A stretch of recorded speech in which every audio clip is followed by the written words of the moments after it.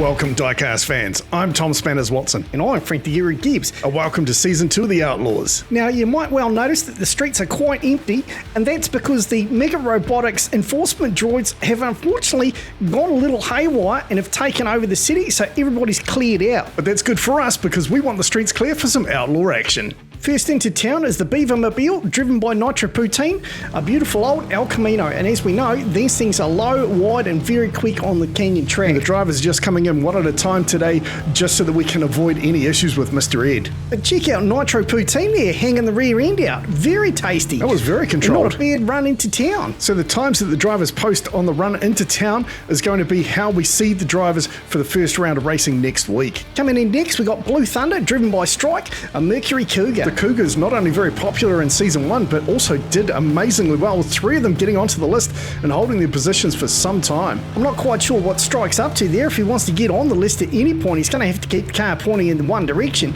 because at the moment he's going all over the place. Look at this, he's almost stopped. Now he's going to back down to the finish line. That's not what you want to do. Certainly a much slower time than I was expecting from the Cougar. Maybe he's just trying to rig the seating. Or maybe he just has directional issues. Coming in next, we got Bombs Away, the Corvette convertible driven by Mama Bear and passenger by Raiden. Is this a mum and son combo or a husband and wife? I'm not quite clear on the Raiden. Wow, what is Mama Bear doing here? Well, seeing it's their first time at the Canyon, I guess she's just trying to do a bit of sightseeing on the way down. I guess there's no pressure in this one. They're not racing anybody else, but that is not going to give them a good time. Well, you know the old saying, if you French fried when you should have pizza, you're going to have a bad time. Well, so far, Mama Bear and Raiden leading in the wrong direction. Who's next? Well, next up, it's Eclipse, driven by Andy Moon, and it's a Mustang SVO. Well, we know these Mustangs can be quick. And very deadly. Well, I guess it's just a good thing that there's no crowd there for them to run into. Well, the Mustang getting some air off the second dogleg out of Bogan Alley.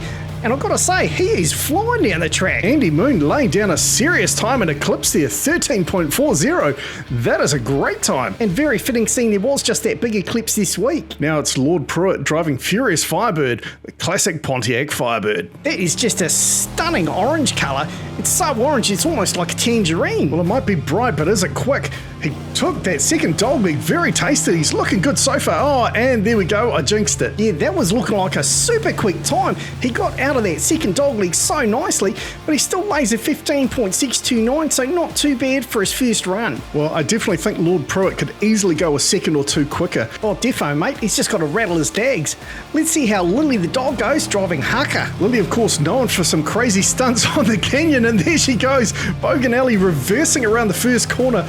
Not going to lay down an impressive time here, unfortunately. Yeah, that is not the way to get belly rubs. Oh, it looks like she might have seen a squirrel there. She pounds into the wall, backs over the finish line, and Lily is going to lay down an 18.470 time. I wonder if she'll pull off her patented Lily the dog full rollover during the competition. Quite possibly, but next up we've got Head Start driven by Vincent Van Gogh and the classic Pontiac GTO. And I'm sorry, but can we just talk about the quality of the skull on the bonnet of this thing? That is wicked. It is super impressive. Do you think he won it in a street race? What do you mean, won it? You know, like an ultimate pink slip race. Winner takes the head. What, like a Highlander type thing? Yeah, that's one, mate. There can be only one. Well, if he wants to be the only one at the top of the list, he's going to have to improve that time, but at least the car stayed straight. Cruising in next, it's Landshark, driven by Wally Champ, the first of a couple of Plymouth GTXs in today's racing. Yeah, we haven't seen many of these on the Canyon, and yet in Season 2 we've got a couple of them. Well, interestingly, most of the drivers bought cars this time. There's only going to be Munted as the reigning champion in a truck, and then of course the Beaver Mobile. That's right, I was expecting a few more,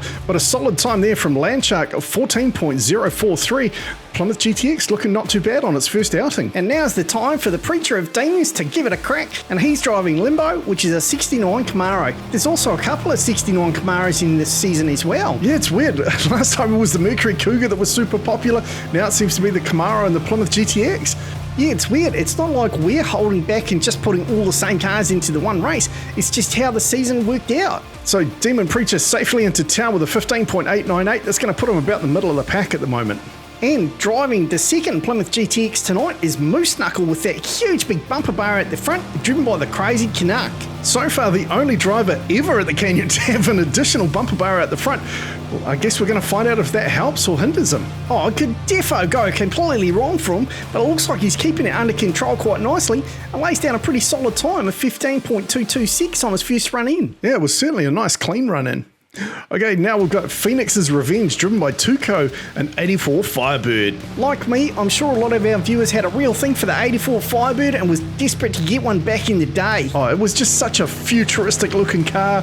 It was fast, the T-tops were cool. I certainly wanted one. Unfortunately, you don't see too many good versions around, but holy smokes, he cracks out a 13.706. I think Tuco is going to be one to keep an eye on. So far, the second fastest driver into the Canyon. Now we've got Purple Haze, driven by Boxer, and I believe this is the only Roadrunner in the entire season. And he even let the members name it. Yeah, there were quite a few options, Meep being one of them, but they decided on Purple Haze. And we know Boxer's quick, and it'll be interesting to see if this time around he plays any nicer or if he's still playing dirty. Well, he's definitely still quick, laying down a 14.476 time, pulls him into the top half of the field. And another very quick driver is Marco Polo. He's driving Rusted, a 69 Camaro. The 69 Camaro was another car that I did have a bit of a thing for when I was younger. Well, it's got some beautiful flowing lines, and they were also really quick and just a great sporty looking car. Although I've got to say, my favourite is still the 68 to 70 Dodge Charger. And surprisingly, there's none of those in any of our races. Probably because they're Mopar crazy. But Marco Polo sets up a 15.133 time, and now another super unique vehicle.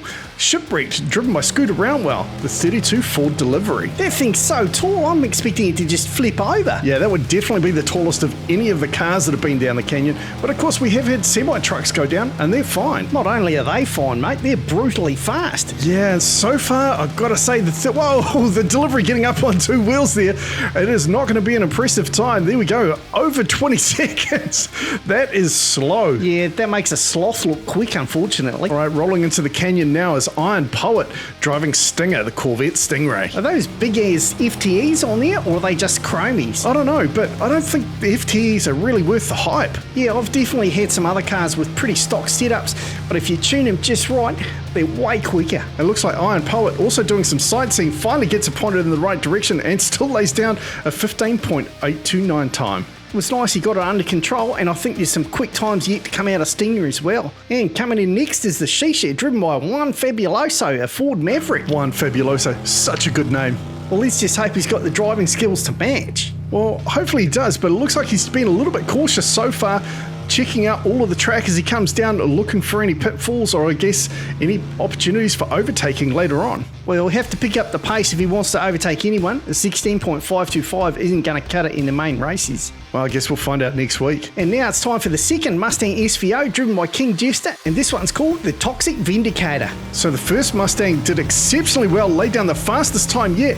Is Toxic Vindicator going to be able to match it? Well, he's looking surprisingly controlled so far. Well, slow is smooth, smooth is fast. Right up until you go full Mustang, that is. Well, he couldn't go full Mustang because there's no crowd to run over. That is very true, but still quite a respectable time at 15.880. I know that Toxic Vindicator's definitely got more in him. Now from one of the fastest builders around at Blue Line Racing, we've got Cam driving Triggered, the 73 Torino. Holy heck, this thing looks quick just standing still. Blue Line Racing does of course have an exceptional record in racing, not just drag racing but also open track.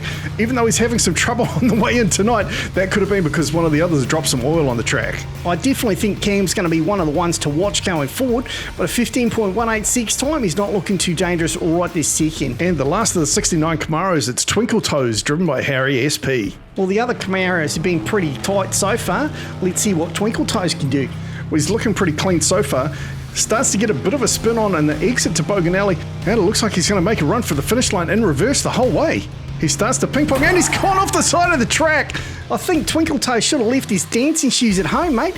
That is not how you finish a race. Well, let's just hope that one of the Mega Robotics enforcement droids don't find their way over to him while he's upside down. Yeah, those Mr. Eds are crazy. And last of the challenges is Chickadee driving Unicorn Claw, another Mercury Cougar. Hopefully Chickadee can keep it together all the way to the finish, not like Twinkle Toes. In the hundreds of races that we've run here, that is the first time anybody has gone off the side of the track in that position. And they were so close to finishing. And speaking of finishing, a tidy time there from Chickadee at 14.642. And last car into the canyon today is the reigning champ Munted.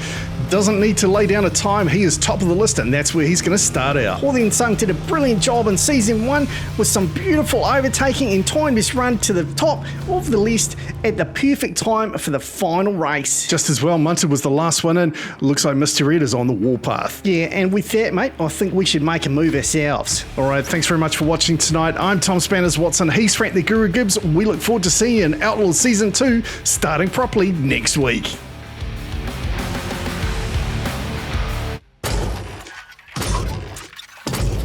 Must count humans.